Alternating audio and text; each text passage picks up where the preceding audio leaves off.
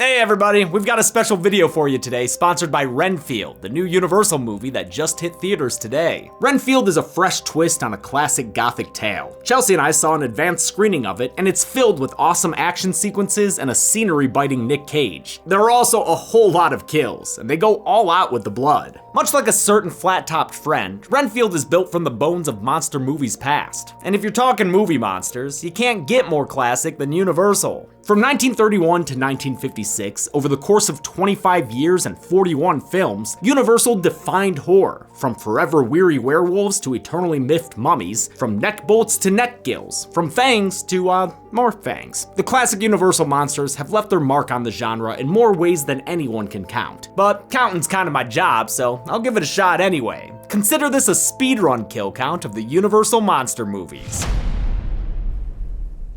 There's no better way to start this monster mash than with the Count himself. I am Dracula.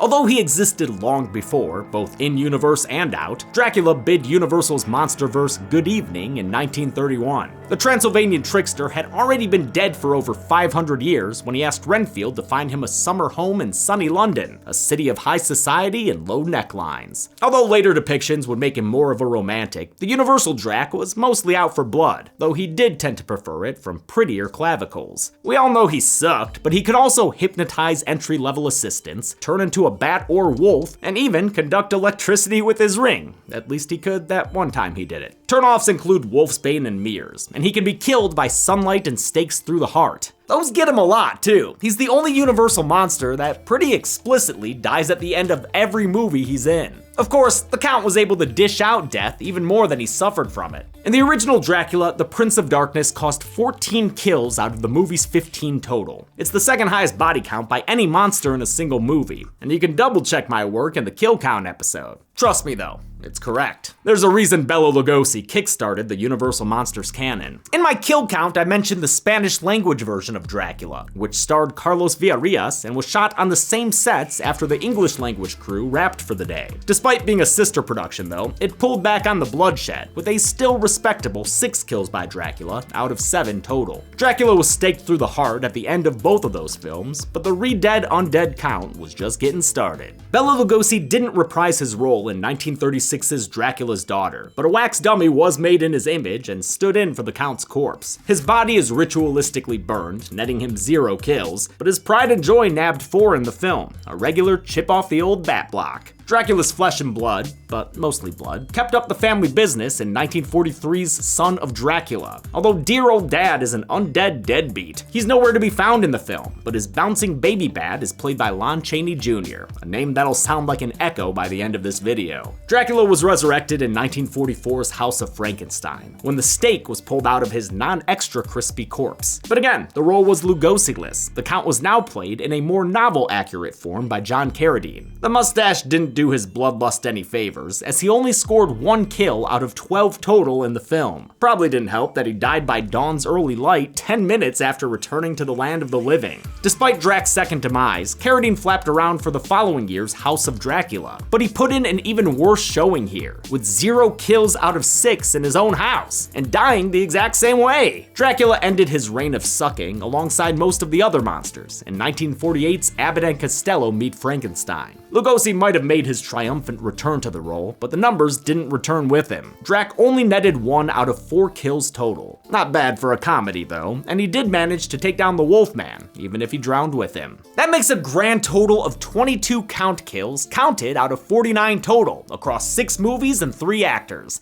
His per picture average is 3 2/3 kills. Not too shabby, but let's check out the competition.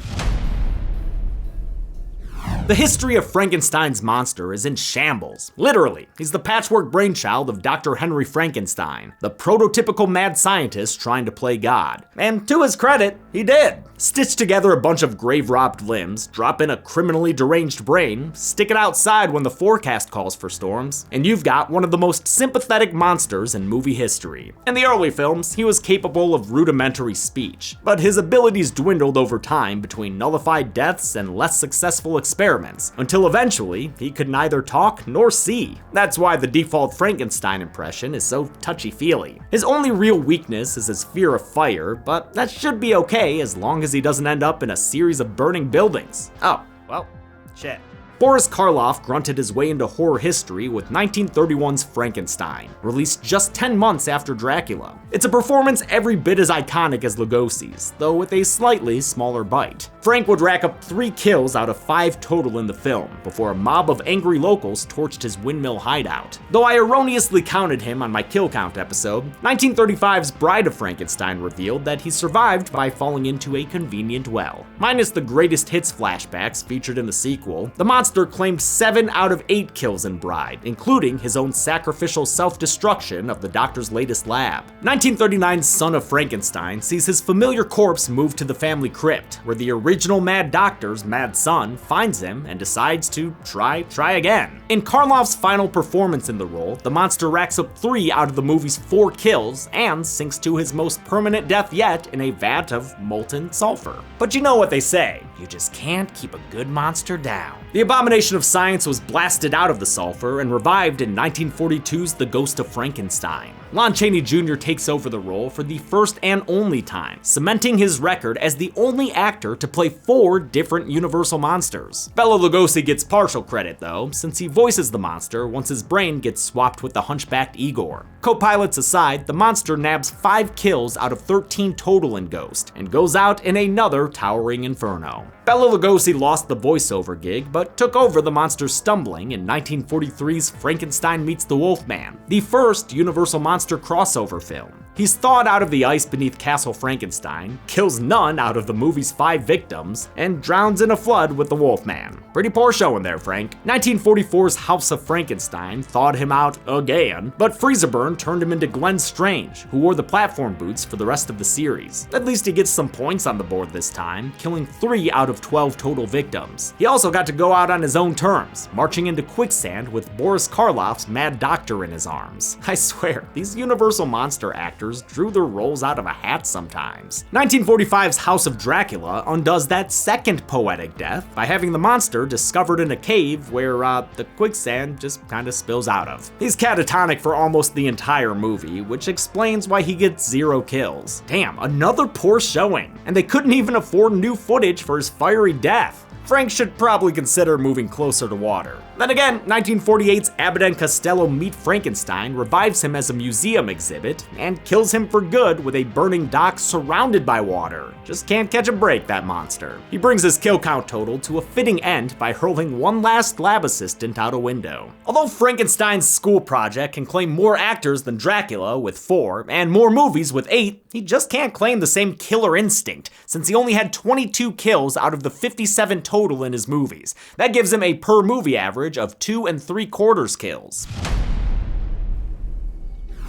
But if there's any Universal monster that understands killer instinct, it's the Invisible Man. The OG IM is Dr. Jack Griffin, the genius who discovered a serum for invisibility and served as its first human test subject. The only catch with the no seum juice is that it slowly drives you megalomaniacally insane. Sometimes. See, the Invisible Man series is unique in the Universal canon because no 2 movies feature the same Invisible Man, if it's even a man at all. The see-through subject is only a straight-up villain twice, and some sequels don't even include that psychotic ticking time bomb. But the first movie really tips the kill count in his favor, which you'd know if you saw its kill count episode. In the 1933 original, Jack Griffin was played by Claude Rains, who really let it rip, killing a staggering 104 people out of the movie's 105 victims. His reign of terror would have kept reigning if he hadn't gotten gunned down by police, which is why the 1940 follow-up, The Invisible Man Returns, picks up with a new Invisible Man. The wrongfully accused fugitive, Sir Geoffrey Radcliffe, is injected with the serum by Jack Griffin's brother, Frank. Radcliffe is played by the legendary Vincent Price in his first horror role, and he's actually a pretty nice guy, so he doesn't kill anybody, neither of the movie's paltry 2 kills. Released the same year, The Invisible Woman dropped the horror genre entirely and was more of a sci-fi comedy. Virginia Bruce plays the clear crusader this time, a model named Kitty Carroll, who's put through an invisibility machine and wreaks overdue havoc on her misogynistic boss. loss. Unfortunately, that means no kills at all. 1942 saw the Invisible franchise get more patriotic with Invisible Agent, in which Jack Griffin's grandson Frank Raymond is conscripted as the ultimate spy. As played by John Hall, he's more of a Nazi prankster than a Nazi hunter, and he doesn't contribute to any of the movie's 3 kills. John Hall returned for a second tour of head bandage duty in 1944's The Invisible Man's Revenge. Although his character is named Robert Griffin, he has no relation to the last guy or even the original guy. In between the usual hijinks, he racks up only 1 of 2 kills in the movie, although he does have 3 headlining homicides that won't be tallied due to a technicality. Off-screen kills of characters we've never met don't count. Sorry, guy. In the end of Revenge, Griffin becomes the only Universal monster taken down by a dog that isn't half Lon Chaney Jr.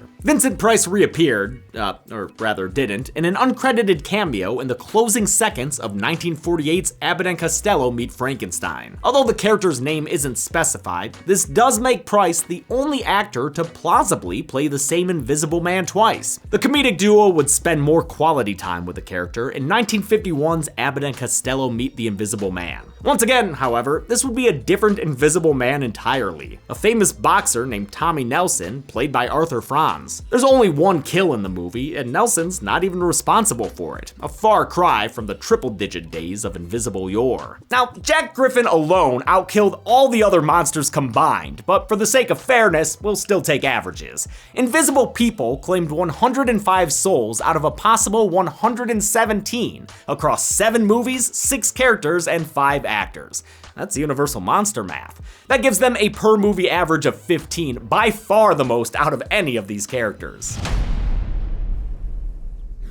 Things are a little more chill with poor old Larry Talbot, better known as the Wolfman. After the death of his brother, Larry moves back in with his estranged father in their Welsh homeland. Just when he gets the hang of small-town living, he gets bitten by a wolf while trying to save a friend of his would-be girlfriend. A Romani fortune teller breaks him the bad news. He's killed her werewolf son, and it's now his nocturnal burden to bear. As far as universal curses go, it's not the worst deal. You get super strength, near invincibility, and eternal life in exchange for, what, a silver allergy? But Larry has something the other monsters don't: consistency. The Wolfman is always Larry Talbot, and the character is always played by Lon Chaney Jr. He also always wants to die. It makes his story one of the most tragic in monsterdom, and you can see more details to his start in our kill count episode. In the 1941 original, Larry and his lesser half kill 2 of the movie's 4 victims. The dog is ultimately put down by a beating with a silver-headed cane. His plight continued in 1943's Frankenstein Meets the Wolfman. There, he's resurrected against his will by 2 grave robbers who don't know how to leave wolfsbane wreaths alone. The movie has 5 total kills, and Larry's responsible for 3 of them, villagers he mauls to death,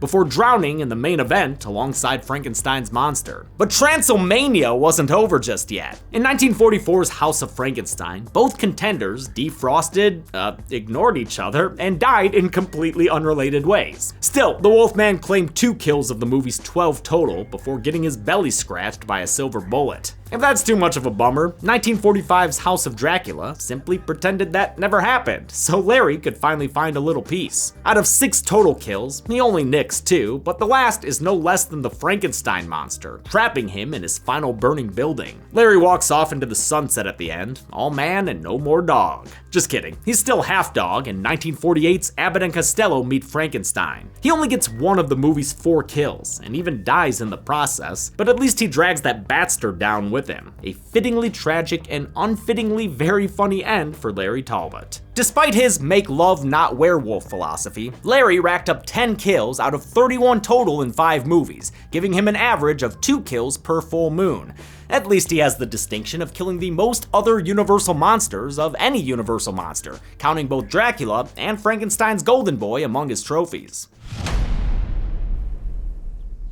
By the time the creature from the Black Lagoon rose from the murky depths of the Amazon, the Monster Mash was just about over, so he never got to dance with any of his peers. The Gillman, as humanity eventually dubbed him, was the last of his kind. He was a miracle of biology, an oversized amphibian with nearly bulletproof skin that heals itself, and a spare pair of lungs, in case an emergency evolution was in order. Although he tans a little too easily in the sun, and doesn't particularly like being out of the water for too long, Gillman's only known weakness is the marine pesticide rotenone. As would become tradition, Gillman was performed by two different people in 1954's Creature from the Black Lagoon. While Ben Chapman played him on land, the late great Rico Browning played him underwater for all three Creature movies. He'd also go on to be the last living Universal monster actor until his death in February this year. We actually forgot to include him in our in memoriam at the Dead Meat Horror Awards, and I apologize profusely for that oversight. The unjolly green giant goes 5 for 5 on kills in his film, before closing out his tab by being riddled with one too many bullets. Gillman healed himself by 1955's Revenge of the Creature, in which Tom Hennessy took over dry land detail. It's also the film debut of a young Clint Eastwood.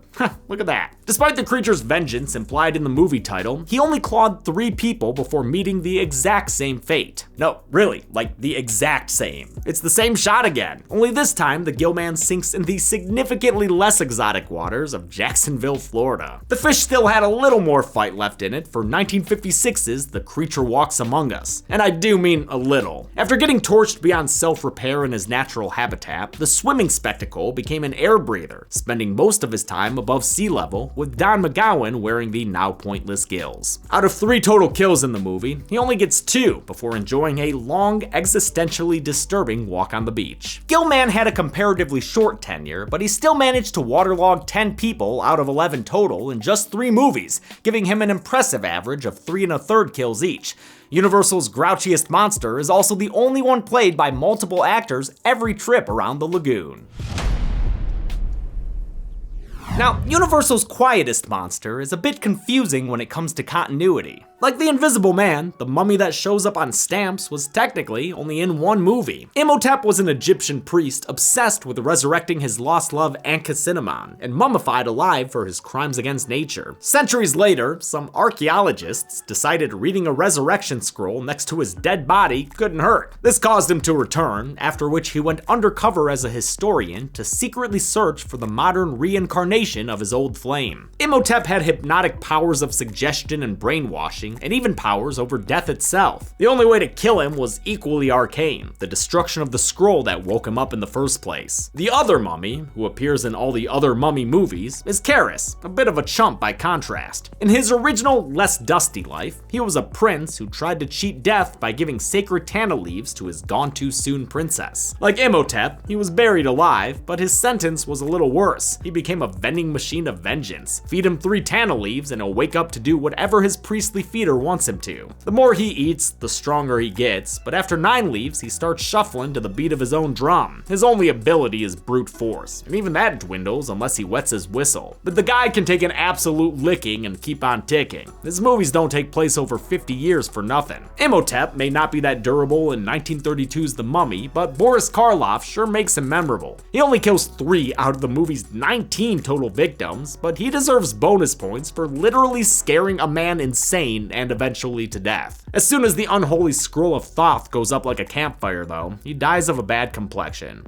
Well, a worse complexion. Karis made his entrance in 1940's The Mummy's Hand, played by Tom Tyler. He only chokes out 2 fools, but the movie has an admirable 13 kills, even if it recycles footage from Imhotep's burial. I don't know, maybe this funeral procession is just full of twins. Karis is ultimately set ablaze, but we know by now that's not enough to end a monster. In 1942's The Mummy's Tomb, Karis returns thanks to those trusty Tana leaves. Lon Chaney Jr. lent the bandages his signature sorrow in this and the next 2 sequels. He must have given that strangling hand a little more grip too, because Karis notches 4 out of 5 kills total before once again going up like firewood. 1944's The Mummy's Ghost got away with even more slow murder and a rare perfect record. Karis is responsible for all 6 of the movie's kills, including, in the end, his own. It's a pretty poignant ending too. He marches into a bottomless swamp with his undead love in his arms. But of course, mankind can't leave well enough alone. So in 1944's The Mummy's Curse, pesky developers start draining the muck, rudely awakening Karis once again. He keeps up his batting average, claiming 6 kills out of the movie's 8 total. Once again, he ends the story on his own terms, crushing himself and his captor in a cave-in. Like the Invisible Man, the Sandman got his own turn in the slapstick spotlight with 1955's Abbott and and Costello meet the Mummy. Here, he's called Clarice and played by Eddie Parker, who was an uncredited stuntman on many other Universal Monster ROMs, most notably as Lon Chaney Jr.'s double in Frankenstein Meets the Wolfman. The Mummy isn't given much in the way of powers here, which might account for his 0 out of 2 kills total before getting blown to smithereens on accident. And there you have it, the Universal Monsters by the numbers. These aren't just kills, but the foundations of a genre, the one that all of us love. If your thirst for gothic monsters and grody kills still hasn't been quenched, make sure to check out Renfield, only in theaters starting today. It actually serves as a sort of requel to the original 1931 Dracula. It ties itself in with great use of legacy footage. It's very clever.